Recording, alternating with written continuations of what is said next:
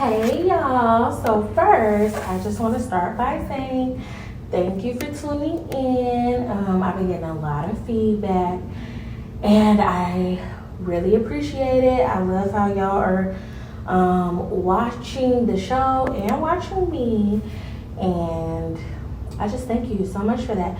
So let's get on right into it. Episode 3 of Reasonable Doubt came out last Thursday, and I honestly didn't like this episode that much, but I watched it 3 times. So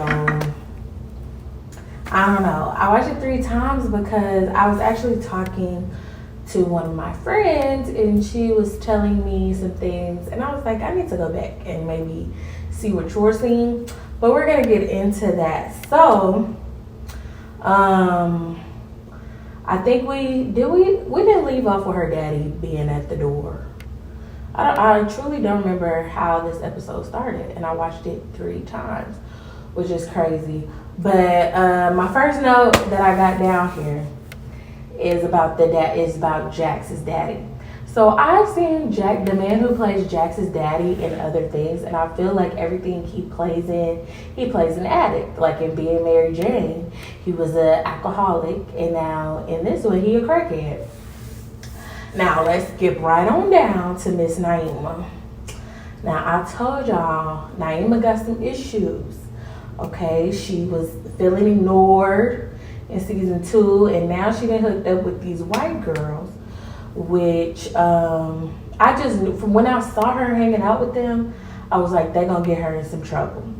And when they said, let's play truth or dare, I knew she was going to be the one to have to do a dare and get in trouble. Now they didn't got this girl stealing, and of course they walked free, because even though they didn't show her stealing, like they dared her to go do it. So I'm sure that they didn't do any dares. Like she was the first one to go, and she's the one who got in trouble. And it's just the classic story of watch who your friends are, because yeah, you get put into situations like that. And just by looking at them, I knew this was gonna happen. But I actually feel bad for Naima, because she ended up saying that the only reason why she hangs out with them is because her friend Hattie was acting crazy, and she started this rumor about her daddy being Hattie's sibling's father, which is true, but Naima doesn't know that because her parents didn't tell her. And at the end of the episode, they said they was gonna tell her, and it's just not gonna go over well, because we saw her at the in episode 1 passed out, and Jax found her. So this is just not gonna go well. It's gonna take a toll on her, and we're just gonna have to pray for Naima, y'all, because it's not looking good for Naima. And I love the way like I love the way like when they went to go get her from the police station, Lewis was telling her about her little fake friends, because she was in jail and they were not, and like he was just schooling her. And that's just like I just feel like and it's probably every child, but every black child always go through that with a parent. Like your parent knows, like when your friends are not good friends, they always peep it first. But Jackson Lewis probably never met these particular friends, but still, like parents always know first, and they always give you the best advice about your friends, because honestly they've been through it before. I used to never wanted to hear what my mother said about my friends, but it always turned out to be true. So Naima, it's still not looking good for my girl, but we just gonna pray for Miss Naima. Ozzy, Mr. Ozzy. Yeah.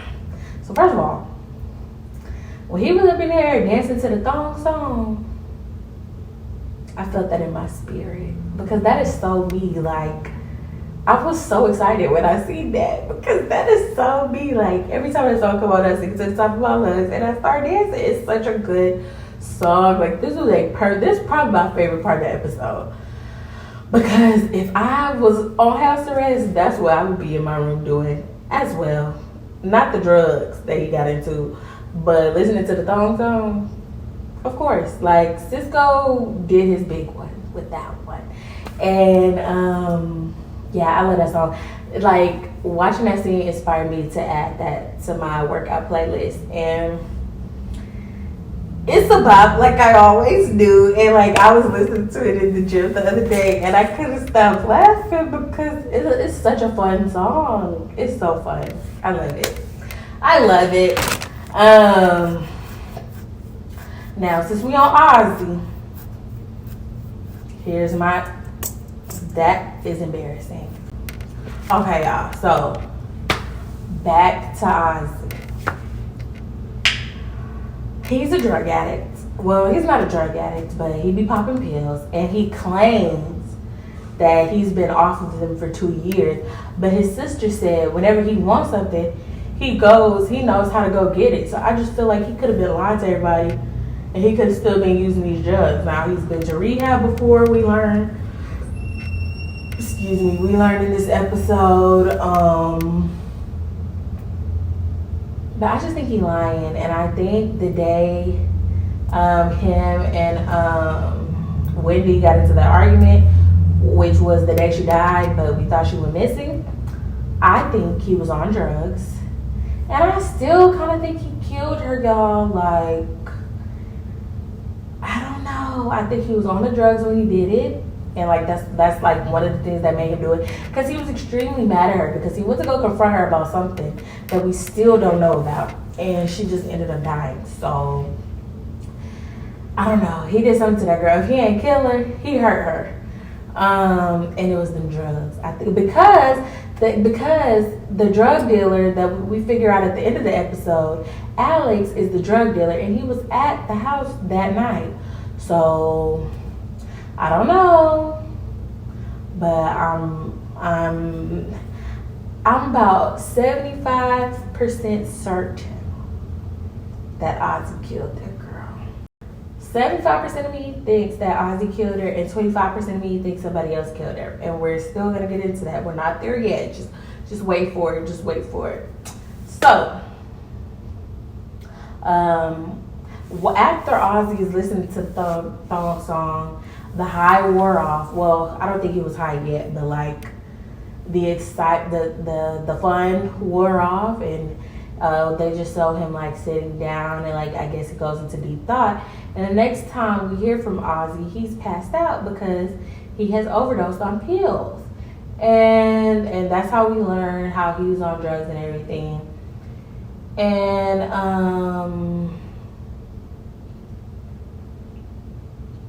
I don't know what I was about to say. But Ozzy is passed out, and then the sister comes in and saves him. Now, the 25% of me says, because, okay, when the whole family, after Ozzy OD'd and came back to life, the whole family was at Ozzy's house, and the sister was telling Daniel how, like, she always, like, she handles everything from him. And I didn't really catch on to that until my friend made me pay attention to that. And so she was telling me that she thinks she's the killer because she says she always handles everything for him. And I could see that. I can see that because she was also at the house too that night. Well, actually, we don't know that she was at the house that night, but yeah, I could definitely see that because she was saying how, like, she goes and gets him the drugs to make sure that, you know, they're not synthetic, and then she goes and gets the Narcan because he's OD'd several times. So I can believe that she might have killed Wendy because his whole family thought that Wendy was harming his image.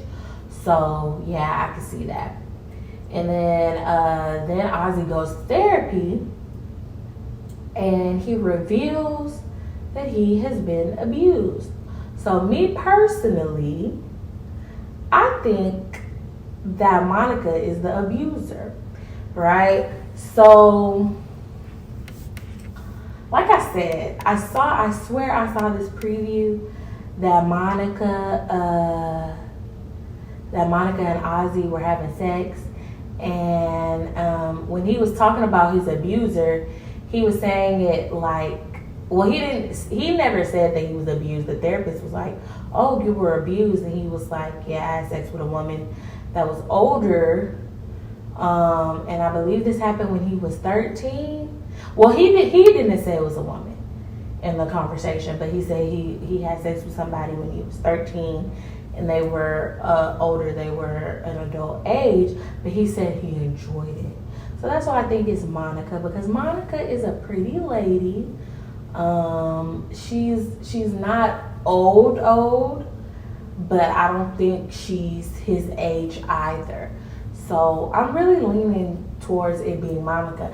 Now my friend was telling me that it was the dad, but when the therapist was telling Jax about the abuse, she said that it was a woman. So my brain is still telling me that it's Monica who was the abuser. And yeah, if it is, that's sick, because she's his agent and she's been knowing him for a very long time, and that's like manipulation.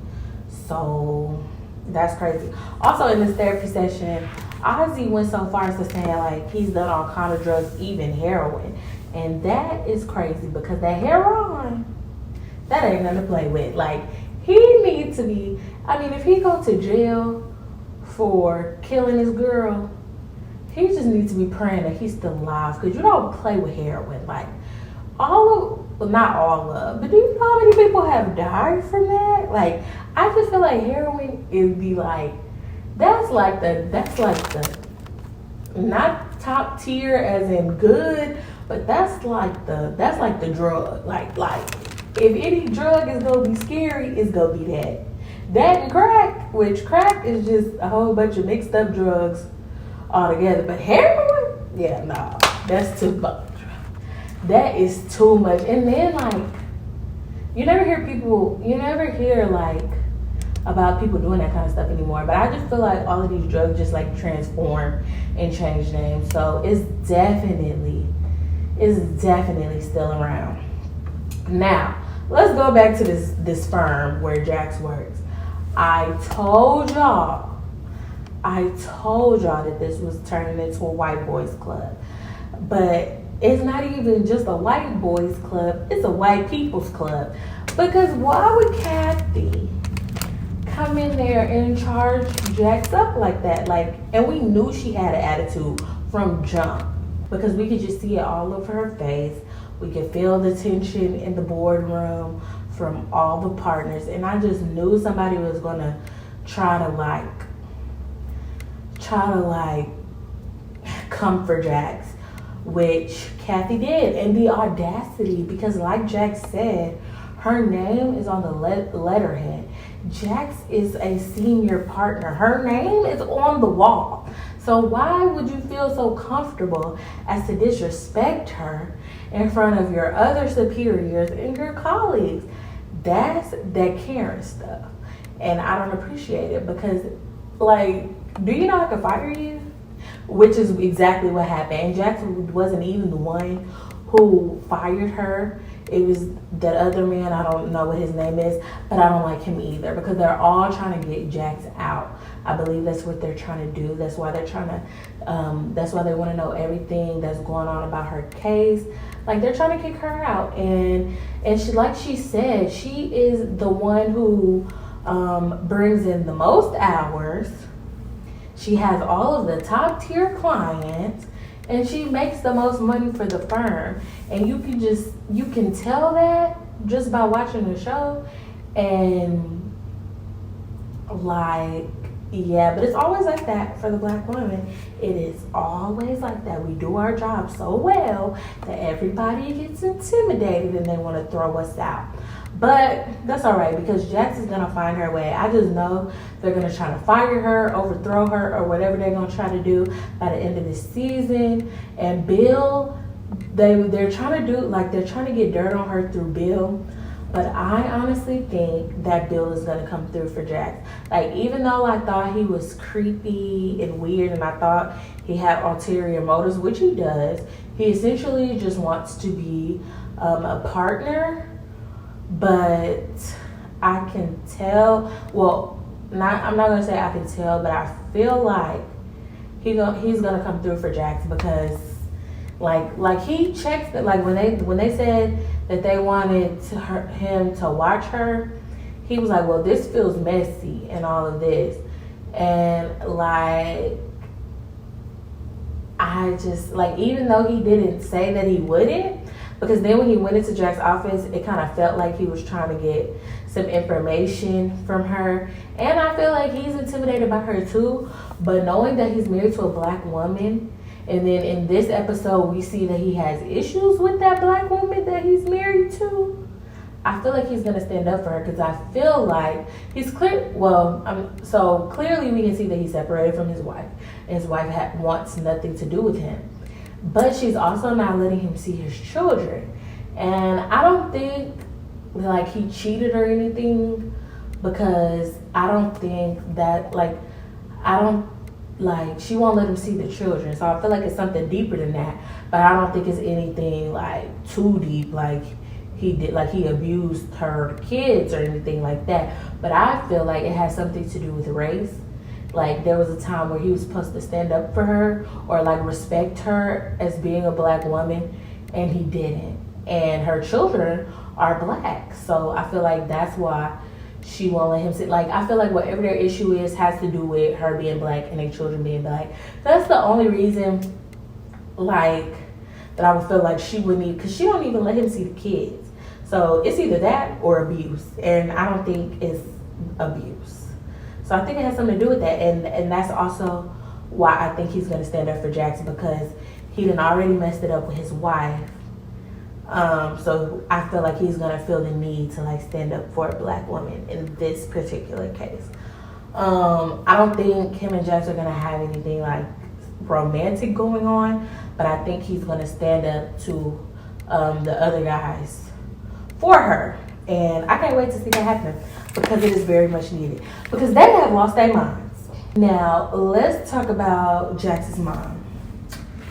Jax's mom is the type of mom who will do anything for a man. We've seen it happen in every season. Well, not every season, because I don't remember much of her in season 2. But in season 1, Jax told her mama that her husband abused her. And I believe when he abused her, he wasn't her husband at the time. But when Jax told her what had happened between them, she left him, but all he had to do was cry, and she let him back in. She let him back in, and she left Jax's daddy because he was a crackhead, but she stayed with Jax's stepdaddy even though he was an alcoholic and he was abusing her child. Like, that is just beyond me. But you can tell she'll do anything for a man, because now Jack's real daddy is coming. Oh, so then when Jack's stepdaddy died, she found her a new man right after that. So that was in season 2. That's how we saw, that's where we saw Jack's mom in season 2. She had her a new man, and she wanted everybody to meet this new man. And it's like, can we slow down? Your husband just died. Your husband just died. Like, do you have to? She is one who cannot be without a man.